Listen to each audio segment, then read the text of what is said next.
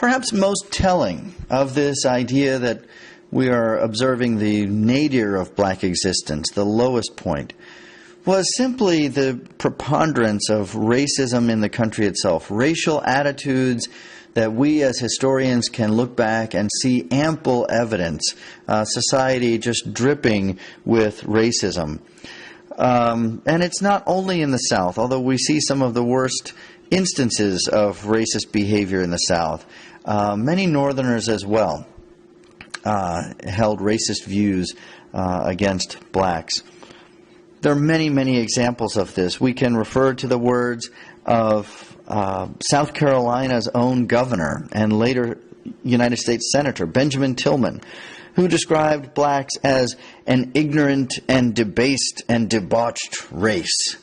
Of course, one could never say something like that today. It's completely been overturned, but that was the view of the time, and Tillman was certainly not alone.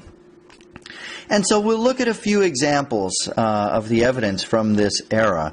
And this particular slide is merely a summary. I'll go through each of these in a bit more detail. We can look at the cartoons of this day, which are very vivid and very telling, and oftentimes depict racist images. We'll talk a little bit about the idea of the white man's burden, the idea that it was the role and the task of the white man to uplift blacks and other debased races.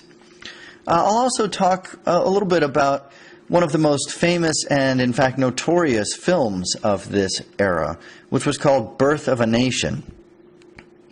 And then, of course, there is the horrific reality of the practice of lynching, which was very widespread during this time. So we'll talk about each of these in a bit more detail.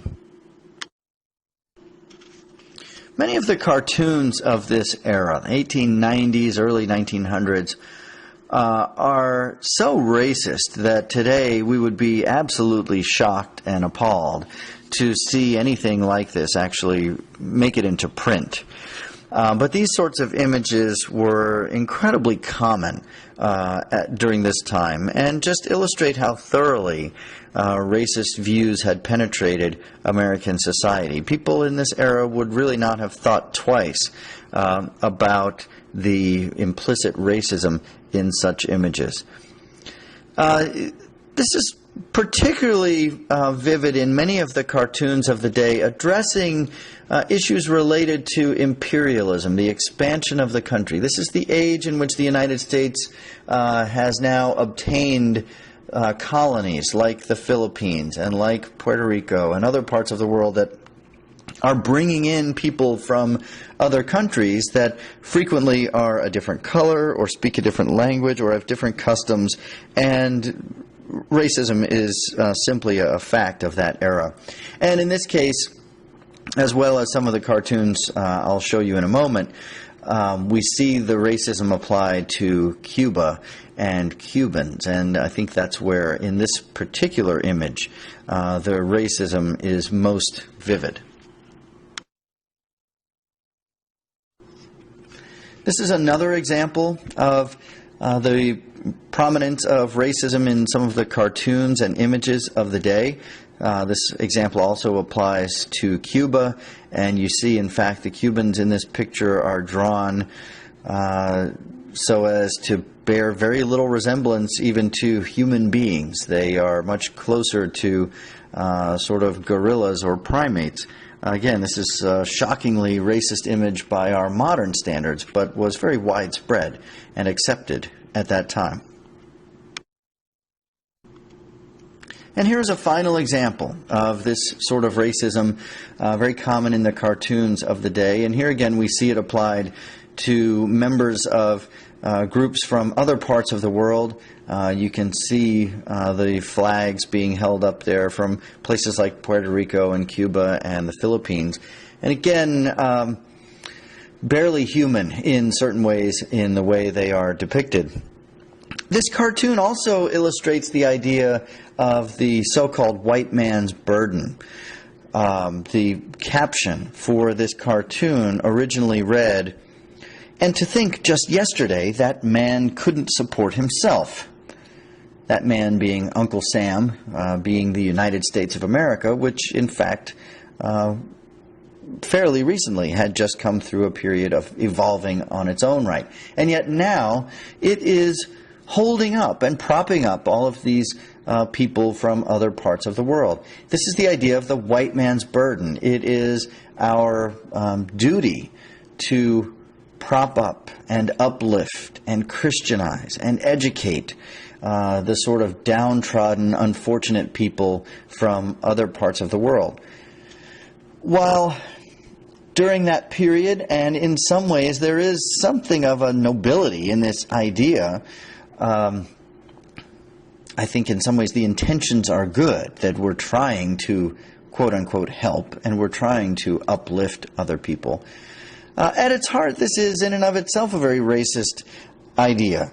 Who says they need uplifting? Who says that these nations are, in fact, inferior? Who says that these people are savage? Who says that they are undeveloped and that they, in fact, need Christianizing and educating and all of these sorts of things? Thus, the white man's burden, while thought at the time to be a very noble idea, was, in fact, rooted in the racism of the day. Another example of the prominence of racism in this country and its wide acceptance was one of the most popular films of its day, a film called Birth of a Nation, which was released in 1915. This might be a film that some of you have seen, heard of, or maybe just seen at least a few clips from. Scholars and teachers today are widely familiar with this film. It was a blockbuster release when it came out in 1915. Bear in mind, this is still not exactly the infancy of the theater, but movies were relatively new. We were still in the era of so-called silent films, and so you don't have the voices in the film and dialogue like you do now, although there was a musical score kind of racing along in the background. It was, of course, also a black and white film.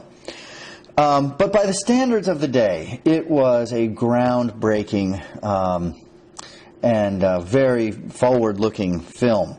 The director or filmmaker was named D.W. Griffith.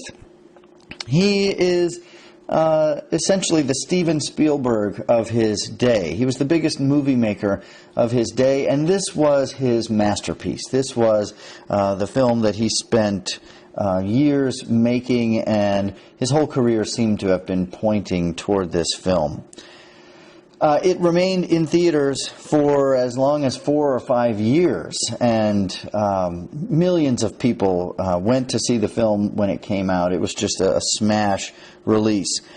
And as I've described, it was very groundbreaking in terms of the technology that was utilized, the different ways in which the lenses and the film itself were made. It was kind of a sweeping epic with grand landscapes in the background and big, glorious scenes.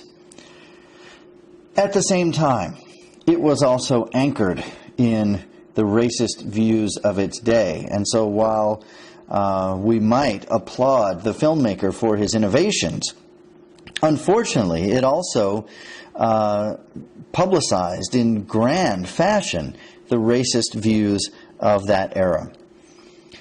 The movie was about the Reconstruction period. As the movie begins, the Civil War is coming to an end, and the country, and particularly the South, is moving into Reconstruction. The film depicts an approach to Reconstruction that a number of historians had written about. The idea of essentially black Reconstruction, that blacks in the South for a period completely dominated southern state houses, turning things on their head. And so there are some incredibly racist scenes in the film in which blacks are running the state house and passing all kinds of crazy laws and doing all kinds of crazy things, and yet they are in power. This view was supported, as I mentioned, by some historians. The most famous of them was named James S. Pike, and his book was called The Prostrate State, published in 1874, and Griffith read the book, respected the book, and based his film in large measure on a society described in Pike's work of history. The problem, of course, is that this history is completely wrong and has since been overturned by historians who have a greater sense of objectivity and perspective looking back on the period. There were people at that time who also objected to it, no less than W.E.B. Du Bois and the young NAACP attempted to correct the historical inaccuracies presented in Birth of a Nation.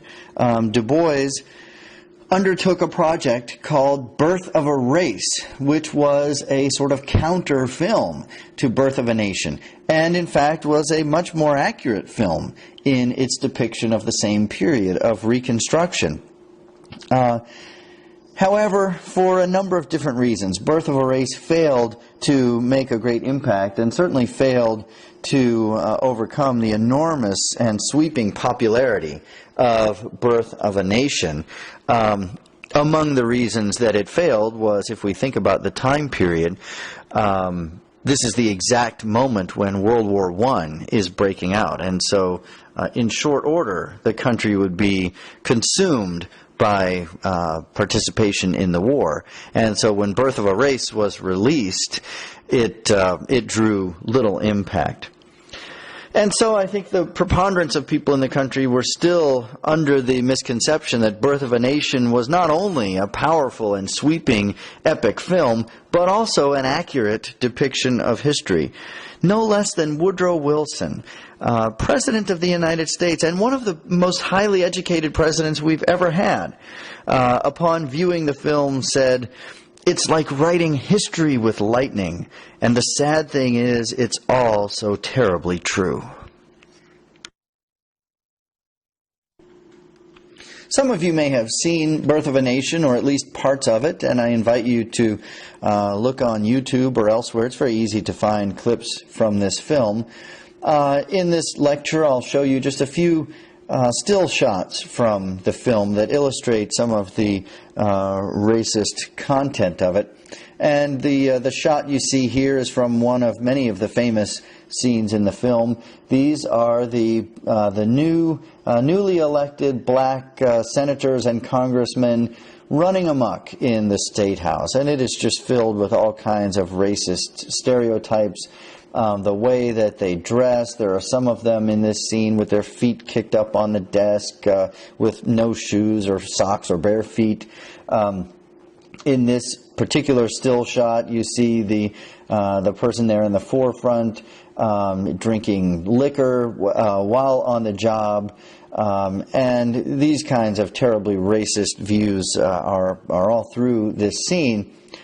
But they also pass all kinds of crazy laws, and one of the laws passed during this scene is one that allows interracial marriage, and this would have been a very shocking thing at the time, and in fact the response in the film is utter shock and dismay from whites. And in fact, here you see the shock and dismay from whites upon hearing about this new law. The supposition would have been that with such a law in place that blacks were just going to run amok through society, chasing white women. And in fact, that's exactly what happens in the film. The woman depicted here is pursued by a black man, in fact, chased by a black man. She runs into the forest, into the wilderness, and her pursuer follows her, and eventually she is essentially chased over a cliff to her death. And you can imagine what this is going to spark. The response to her death is absolute outrage from white citizens, and they intend to exact their revenge against blacks.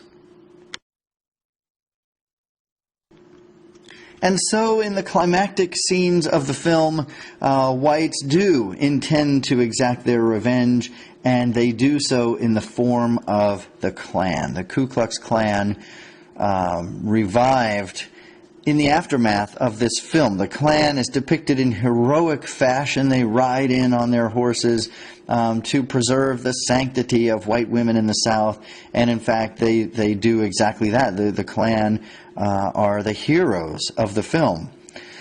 So powerful and kind of rousing was their depiction in this film that it is this film, Birth of a Nation, that is credited with reviving the Klan in 1915. The Klan, as I described in the Reconstruction lecture, had sort of gone underground in 1867 or so.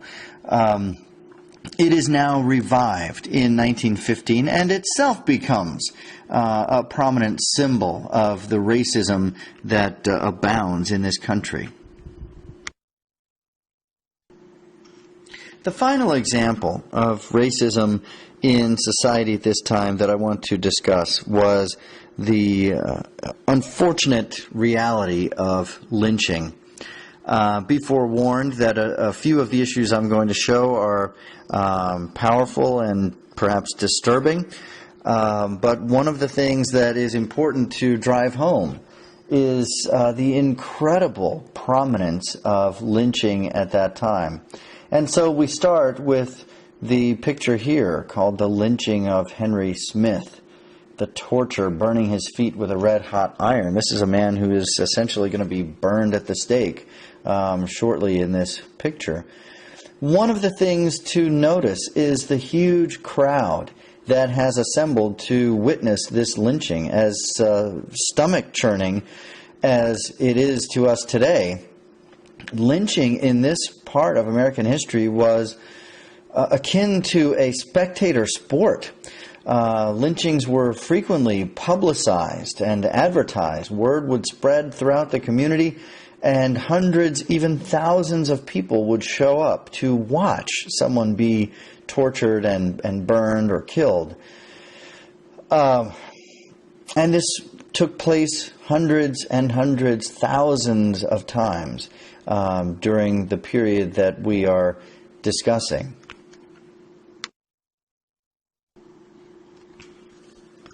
This is another image depicting a lynching or the victims of a lynching of interest for a couple of reasons. If you read the caption there at the top, lynched at Duluth, Minnesota. And so we think of racism as a southern phenomenon. We think of lynching as a racist and southern phenomenon. In fact, there were lynchings all over the country. I'll show a map in a few slides. Virtually every state in the Union experienced at least one lynching, and many more than just one. And we also see these men have been lynched for the accusation of rape. I can't speak to their guilt or innocence. I'm sure that these things did happen, but many, many lynchings that occurred were based on kind of groundless accusations, and it was simply the mob mentality, the lynch mob mentality, that would exact justice. There's so many horrific elements of lynching that occurred during this time, but one of the ones that is simply staggering to consider is that very frequently the victims of the lynchings, their bodies would be mutilated in the aftermath, and in fact that many people took souvenirs from these lynchings. What you see here is a picture that hung on someone's wall. We imagine with great pride. Why would you hang something? You hang your diploma on the wall. You hang a picture like this on your wall of a lynching and the hair taken from the victims here. And there are many other examples of this. People took ears and fingers and toes and all sorts of other things from the victims of these crimes. And this is just one other example showing you the vastness of the crowds that sometimes turned out for these lynchings. Thousands of people showing up to watch these kind of horrific actions. And here is a map or chart illustrating the prominence of lynchings in each state of the Union. The larger the circle, the more lynchings were reported during this period, 1889 to 1918. And so the largest of the circles means more than 250 lynchings reported in each of those states. And so clearly lynching was more prominent in the South than in other parts of the country, as many of the southern states reported more than 250 lynchings.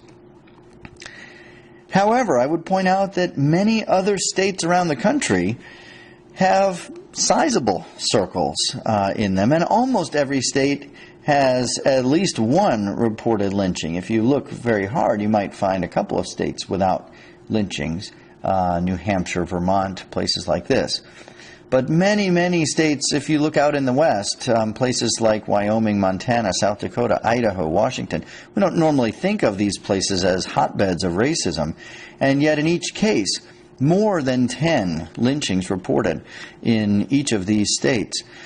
And the color of the circle indicates the proportion of blacks who were lynched. And so we think of lynching as a crime that was always perpetrated against blacks. It wasn't the case. Although in the South, where most of the lynchings occurred, the great majority of the victims were black. But throughout much of the rest of the country, lynching victims were often white, and perhaps other races, but often white, and they may have been those who acted sympathetically towards blacks or were trying to help blacks. And in many cases, they ended up being the victims of a lynching themselves.